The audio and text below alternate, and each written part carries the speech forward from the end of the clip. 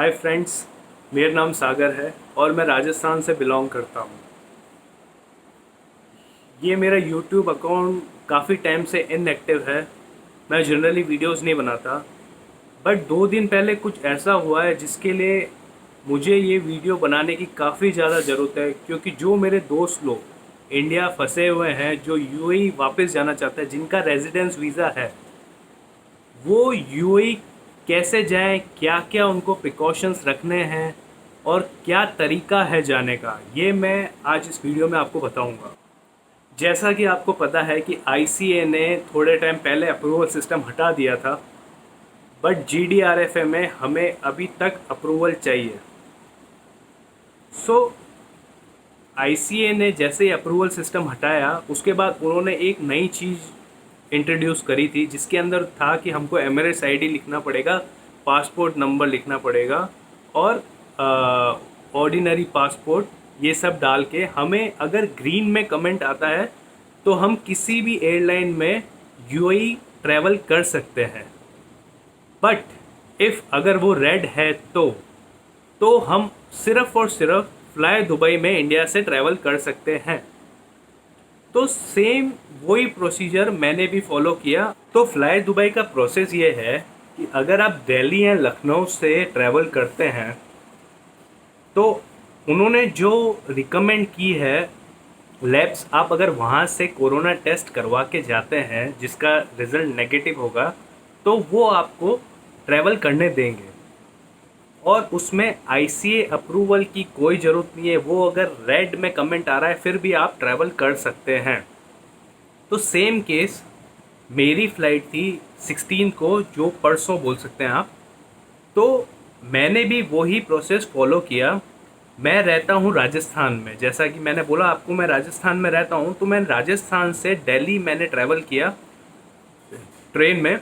उसके बाद में मैंने वहाँ पे जैसा उन्होंने रिकमेंड किया था, डॉक्टर पी बसन, ये मेरी टेस्ट रिपोर्ट है जिसके यहाँ पे फ्लाई दुबई का स्टैम्प लगा हुआ है, जो कि उन लोगों ने वहाँ पे मेरा ये चेक किया था।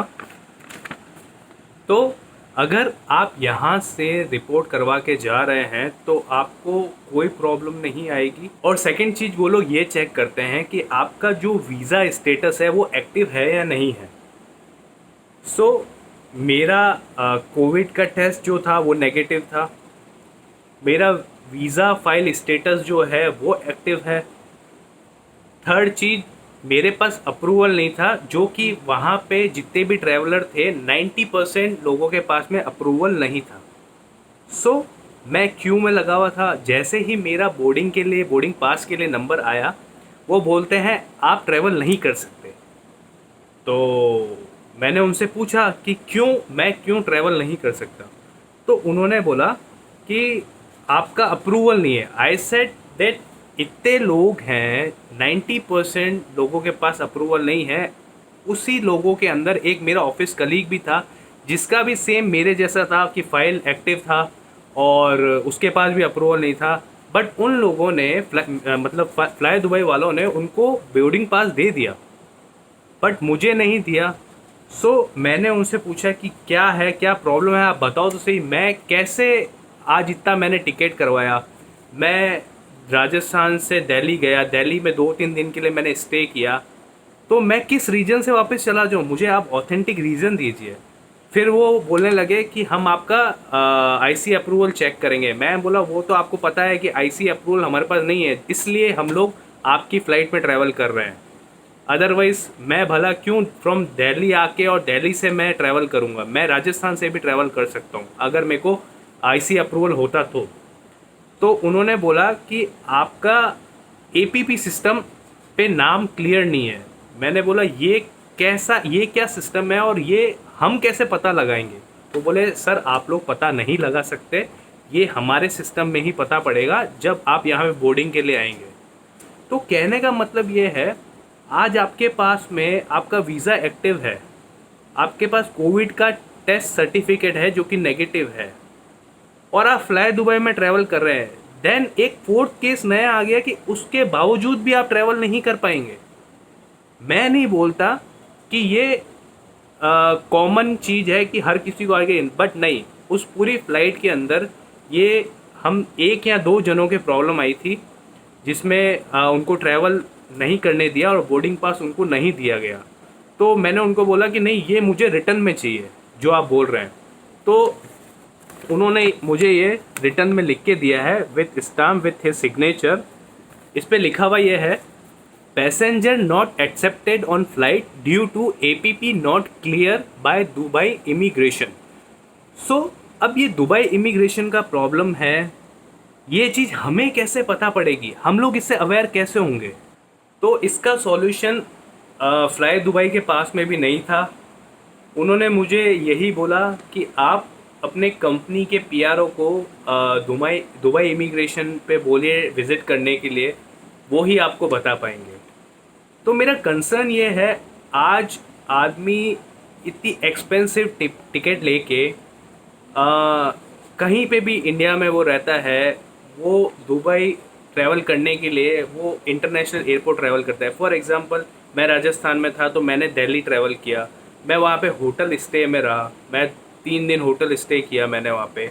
वहाँ का मैंने इतना कन्वेंस पे किया, कोविड टेस्ट का पे किया, हर जगह पे करने के बावजूद, इतनी महंगी टिकट लेने के बावजूद मुझे ट्रैवल नहीं करने चाहिए, और सारा का सारा पैसा नॉन रिफंडेबल।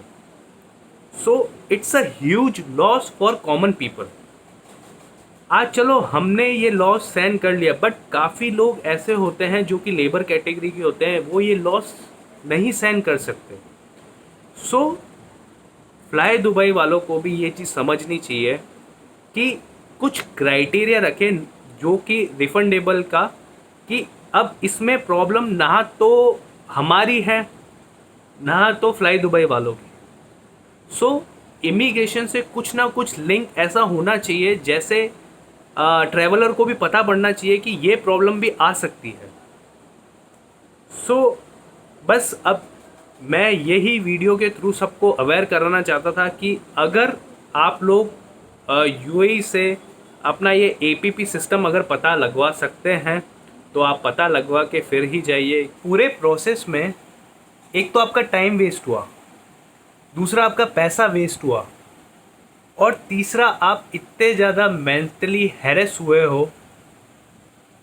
तो इन सब चीज़ों का सिर्फ और सिर्फ इम्पैक्ट पड़ रहा है तो हम पर, ना आपको पैसा वापस फ्लाइट से मिलने वाला, ना किसी और को फ़र्क पड़ता है, सिर्फ और सिर्फ लॉस अपना ही हुआ है।